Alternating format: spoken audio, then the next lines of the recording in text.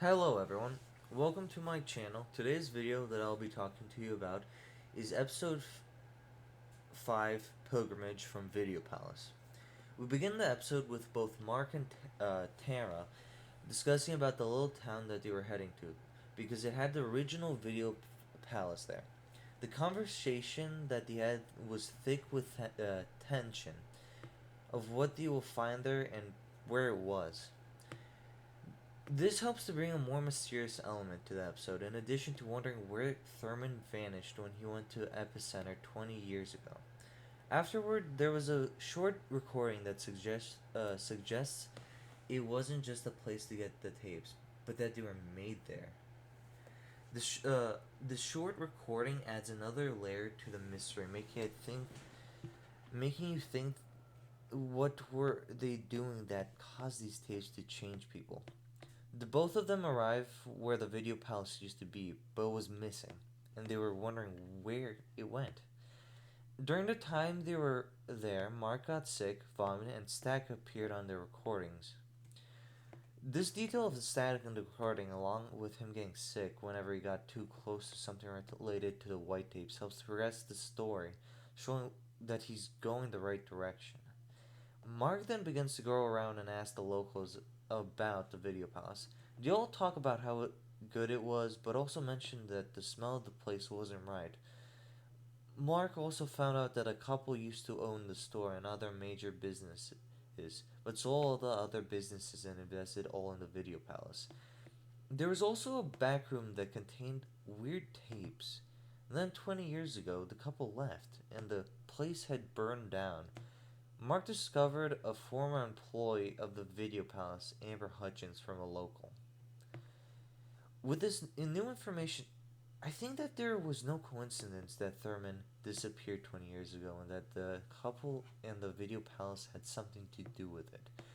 Due to the disappearance of the couple running it and the burning of the Video Palace, then there's then there's more information that will come once they get in contact with the employee. Mark then went into a bar near there and found Amber's number in a phone book. He contacts her but is met with an answer machine. Then a group of teens came in and Mark waited for a bit before asking them if he could ask a few questions about the video palace. He asked if they knew about the video palace. A couple of them joked, then one talked about the eyeless man who was apparently spotted by one of them when they were 12. She describes how he was super tall and saw him, she ran.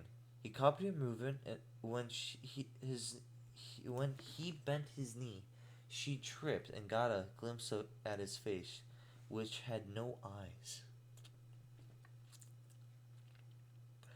The new information about a legend that happened in town about an eyeless man might be connected with the video palace and how it has interesting powers to control a person's movements.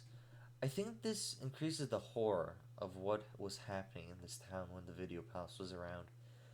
When Mark was done asking questions from the teens, he paid and left and got a voicemail from Amber, which invited him over to talk. On the way to Amber, he opened his phone's sleep app to see what he was doing last night, and he recorded himself talking in his sleep.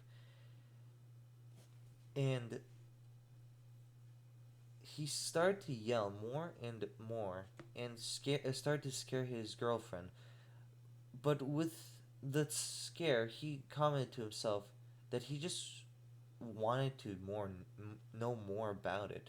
Unlike Tamara, who was terrified and wanted to stop him go home.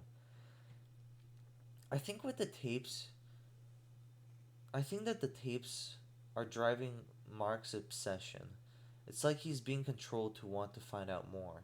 Even if he talks in his sleep and is getting sick, his obsession over it grows, and he says that he is going into a dark pit, but hopefully there's a light on the other side because he sure hopes so. The whole episode has a tone of obsession. It's like Mark couldn't stop himself with how much he kept wanting to know more, even at the cost of his own health. It's interesting that his girlfriend Tamara is more terrified about it than he is, especially when he starts to talk in his sleep. He isn't demotivated by what happens, he wants to know more about it.